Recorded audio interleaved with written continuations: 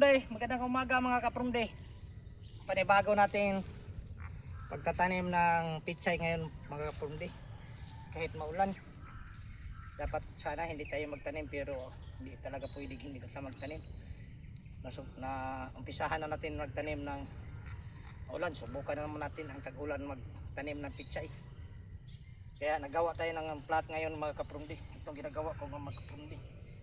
Manumanuhin muna natin gawa ng plat mga kaprumde para pagtaniman natin ng pichay.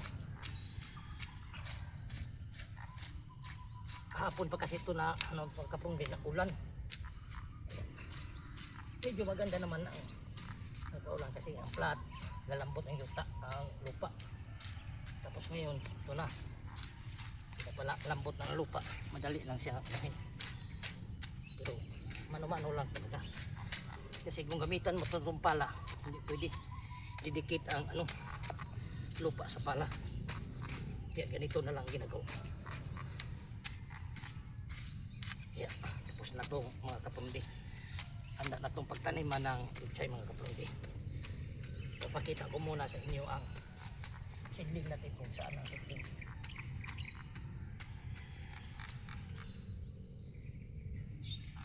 Ito mga kaprumde. Ito naman ang mag-video eh. Ito ang plat natin mga kaprumde. Ito ang pagtaniman natin. Ito. Yan. Taniman natin ng pitsayan mga kaprumde. Doon tayo kukuha. Yan. Kasi kagabi nakapagtanim kami. Abutan kami ng ulan. Ito kagabi ang tinatanim namin kagabi.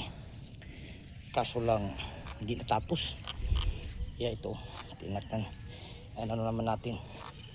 Umpisahan naman natin ngayon. Dapat hapon ko magtanim pero medyo makulimlim ang panahon. Yeah, tinapos ko na rin to. Umpisahan na nun. Hindi pa tayo natapos ito. Yan ang mga seedling na yan. Yan ang mga seedling natin. Pichay. Yan ang kunti lang ito matapos na. Kita mo ang pichay natin. Nakahiga kasi naulan kagabi malakas. Yan. Tapos nasisira kasi yung iba mga kaprumde, kaya ginagawa ko tinatransplant ko lang to. Dito na lang ako nagkuha ng mga kuan kasi naanaw talaga mga kaprumde. Nasira din sa panahon kasi ulan, init, ayun oh. Maraming mga insekto nga hindi talaga makontrol mga kaprumde. Kahit lagyan mo pa na siya lagi ng insecticide pero hindi naman. Pero itong plat na tong apat na plat, ito ang kinukuhaanan ko ng seedling mga kaprumde. Ginatransplant ko na lang mga kaprumde. Medyo makapal-kapal pumagunti. Ito lang ang naging resulta sa natin transplant. Ito mga 20 days na siguro to simula pagpasabog natin mga kaprumde. Ito na medyo maganda-ganda na naagapan ko, pero ang iba hindi talaga. Yan. Ito ipakita ko naman sa inyo ang mga transplant natin. Ang dami ng mga paru-parong maliliit. Yung mga hindi talaga makontrol rin sa insecticide. Iwan ko kung anong klaseng insecticide na makakontrol nito. Tulad ng yung maliliit na yan nga.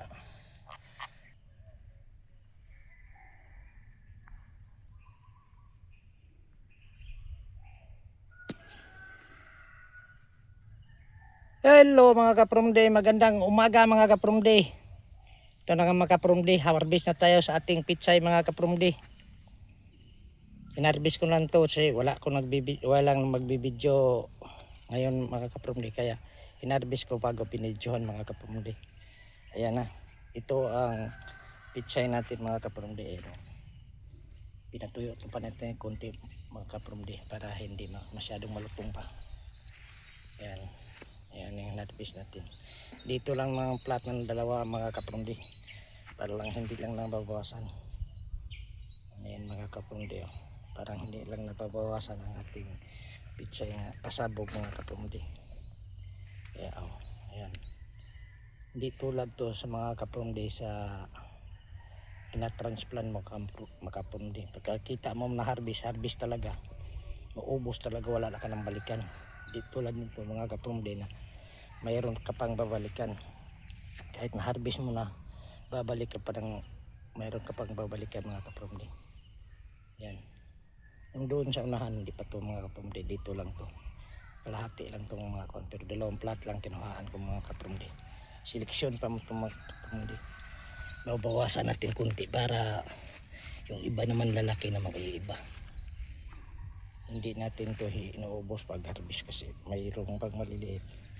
Tsaka ito ang nakalamang sa talaga mga kapumdi sa lipatan yung kumbaga transfer. Kasi pag mayroong natitira, lalaki pa yan sila. Lagyan mo na lang ang abono mga kapumdi, okay na. Ayan. Parang hindi lang sila nababawasan kahit inharbisan natin. Kasi medyo makapal-kapal kunti ito ng mga kapumdi. Ayan. Hindi tayo makapalapit doon sa gitna mga kapumdi kasi nandyan na ang mga nakakalat na inharbis natin sa daanan mga kapumdi. Pero hindi lang nag-harbisan mga kapumdi.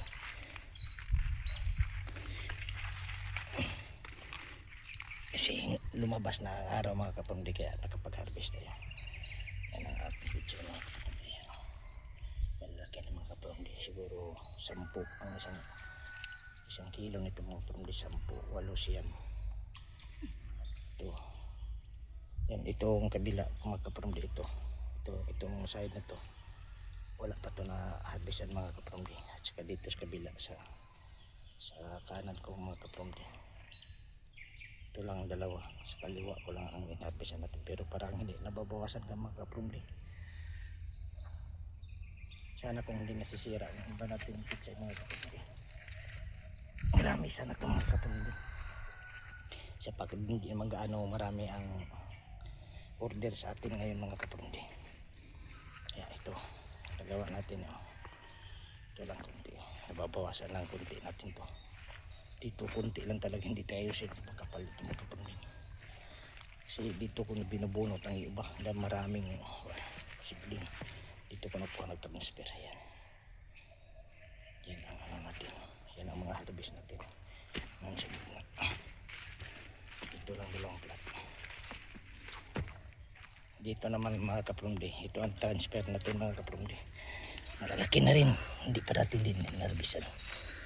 Pagkatapos tayo nito. Pagkatapos maubos-ubos dito ang malalaki. Dito na naman tayo sa ating transplant. Yan o. Ito ang transplant natin. Malalaki na. Yan o. Kapal ang malaki ng dahon mga kapumdi. Yan o. Ito ang susunod kung sakali maubos ang doon sa likuran. Ito mga kapumdi. Ngayon pa lang tayo mga kapumdi. Nakapag-harvest. Unang harvest natin ito mga kapumdi. Simula natin. Ayan o.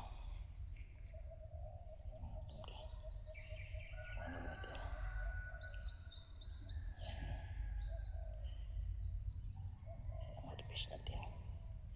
Ito lang kasi dalawang plat. Itong plat na to.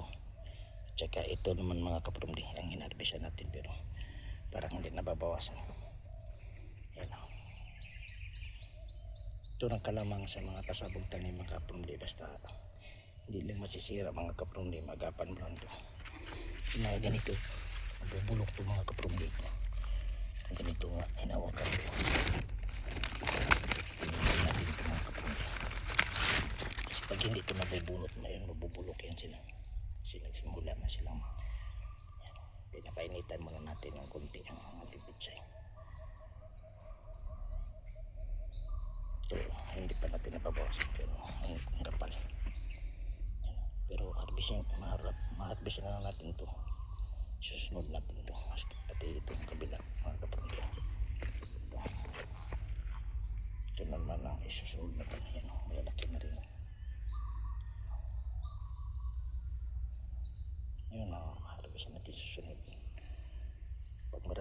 spider mga kapromde. Parami na din ang mababawas na to. Ito ngayon kunti pa to. Dito sa kabila wala pa to. Matagal pa to mga kapromde, mga 1 week siguro. Mga 1 week pa to bago harvestin natin mga kapromde. Tama-tama pag maubos tong kabila. Ito. Lipatanin to mga kapromde. Lipatanin natin to. Tsaka dun. Lipatanin ba yun? Yan. Yang tinatakpan natin. Lipatanin yan lahat yan. Kasi nasisira ang ano. Kaya kinuha ko ng kuwan. Kinuha ko ng similya nilang natitira. Yun ang tinatanim po namin din. Maraming salamat mga kapromde. Sana huwag niyong kalimutan mag-subscribe sa aming YouTube channel Kapromde Twin Vlog. Tsaka sana huwag niyong kalimutan din mag-share, mag-like at mag-comment sa ating YouTube channel. Maraming salamat mga kapromde. Update ko lang kayo kung makadeliver din kami mga kapromde ngayon. Kasi meron akong hakutin doon na ano naman, talong. Nag-harvest akong talong, hindi na ako nakapag-video kasi wala kanya-kanya kaming trabaho sa asawa ko mga kapromde. Salamat mga kapromde, hanggang sa muli. Paalam.